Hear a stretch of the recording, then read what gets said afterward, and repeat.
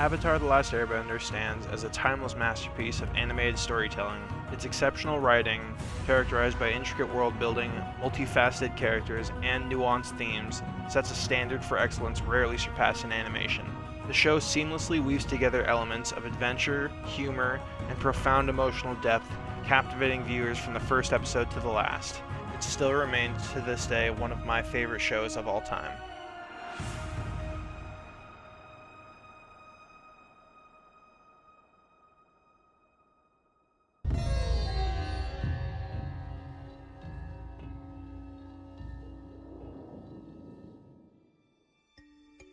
The new live-action adaptation for Avatar: The Last Airbender is out, and it's on Netflix. And if you haven't already seen it, I would highly recommend you pause the video now and go and watch it immediately. But for those of you who have seen the show, I'm sure you've also seen all the videos online about how terrible it was, or about how badly it missed the mark. Unfortunately, if you clicked on this video expecting more of that, you're on the wrong video. In this video, I'm going to be going over all the criticism that I've heard in regards to the new live-action reboot, and how I believe that a lot of that criticism is unjustified and unwarranted. The show starts us off with a scene showing an Earth Kingdom spy trying to escape from a group of Fire Nation soldiers so that he can deliver a message to the Earth King that the Fire Nation is going to start a war. Now, I've seen a lot of people trying to criticize this scene for being unnecessarily thrown in just for the sake of having an action sequence off rip, or that it's a weak appeal to the audience's heartstrings for some type of an emotional payoff for a character that we've never even seen before and doesn't matter. In reality, this scene is here to set the stage for both new fans and fans of the original cartoon. It's a message to the audience to say, this is not a children's TV show. People seem to forget that the original cartoon, while having a child audience, took place during a war. It tackled complex themes like war and genocide, and I think it's a very impactful scene because it really just grabs you by the shoulders and screams, this is not the same show. I also think that this was intentionally placed at the very beginning so that it could demonstrate to the audience that the CGI is not going to be piss poor CGI like the M. Night Shyamalan days. You know, they really stepped it up with the CGI. I mean, just look at this. You know, I've heard people make complaints that the CGI in this show looks wonky or doesn't look right, and I just totally disagree. I mean, just look at how nice this looks. It really is a spectacle to look at. Another complaint that I've heard time and time again is the pacing and the poor writing. Specifically, like, you know, the chronological order of events, going back to Soden's comment showing us the war, all that stuff. And while I can agree that there are certain inexcusable pacing issues in regards to especially the first episode, I would say, I do not agree at all with the fact that it was a mistake that they made the show in chronological order. I think that actually was a great decision, especially for new fans and people that don't know the original source material. I think that it helps them understand it much better, and it makes it much more clear what's going on. Now, with regard to the dialogue, there's not much to say on that. I do think that the show is very guilty of long expository dumps, you know, like the whole show not tell thing. I do think that there's a lot of monologues and things like that that really don't need to be there. But honestly, with the show's runtime and the fact that they're just making do with an 8-episode window to cover 22 episodes of a TV show, I think that they're just working it in.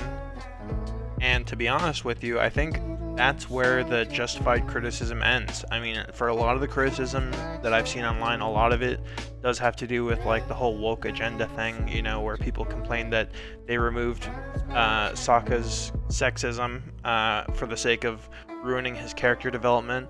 And I do think that that does take away from Sokka's personality and from, you know, his development as a character. But all in all, I think it's such a minor detail that it really isn't that big of a deal.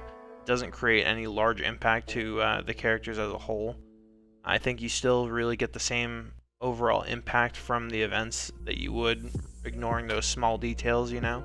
One other major criticism that I've heard many times is that Zuko is too much of a whiny baby, and he throws temper tantrums and has a fit, and people don't like that. And for the most part, I think that these complaints are coming from new fans that didn't watch the original cartoon. And while I think that it's fair, it's a justified opinion to have, I think that a lot of these criticisms are really just coming from a place of not understanding the character. Because if you actually go back and take a look at the cartoon, Zuko's far more whiny in the cartoon. Nobody really complained back then, so I really just think that it's one of those things where it has yet to pay off for the audience that's watching. But I actually think that Zuko's a great example of why the show's writing is tremendous, and why it expands on the original source material, and why it's actually not bad writing. You look at his crew, and the fact that they managed to add details to his crew being the sacrificial pawns in the operation that the Fire Lord was commencing for his general. The reason why they had the Agni Kai to begin with was over the sacrifice of this crew, 104th Division or whichever, and you know, that was a very great payoff. Everything that they did with Zuko and with the Fire Nation in general, I thought was really well done. You know, when I first watched this show, I actually watched it together with 3 of my friends that had also seen it, and a 4th friend that had not seen it.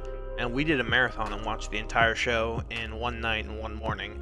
And all of us loved the show. I think 3 of us cried in the 7th episode. You know, it was a phenomenal experience, and I think that people tend to have unrealistic expectations out of something, especially something, you know, that's remastering a show as grand and as highly regarded as something like Avatar: The Last Airbender. There's always going to be a certain level of expectation that I think will always supersede the end result, and I think that that's unfortunate, because what we were left with was, in my personal opinion, one of the best, if not the best, live action adaptation of an anime / cartoon, whatever you would say, period. I think that it's one of the best live action adaptations of any animated television show that I've ever seen, period. And I think that if people actually took a look at the show with an unbiased perspective and took it with a grain of salt and kind of understood that this is not the show that they grew up with, this is a new, unique property, and it's setting itself apart from that, I think that they would be able to appreciate the product much, much more. All in all, it's a great show. I would personally give it a 10 out of 10, and I think that if you go into the show with, you know, normal expectations and you try to enjoy it, you will enjoy it. And I think that if you go into it with extremely high expectations and you're not trying to enjoy it, then you might not enjoy it. And I think that that's what's happening across the board. I think that people just expect too much out of a live action adaptation of a kids television show. And I really think that it's a great thing that it got renewed for a 2nd and 3rd season. I can't wait for season 2. Can't wait for season 3. And I'm looking forward to it. But anyways, if you guys have made it this far into the video, thanks, I appreciate it. If you liked the video, leave a comment, like, subscribe, all that stuff. It helps out a lot. Hit the bell. And if you disagree with anything I've said in this video, go ahead and leave a comment and let me know. You know, I read all the comments, so go ahead and let me know whatever your thoughts are on this. I'd love to go back and forth and maybe get a little bit of a new perspective on this. But anyways, I appreciate you guys checking in, and I'll catch you later.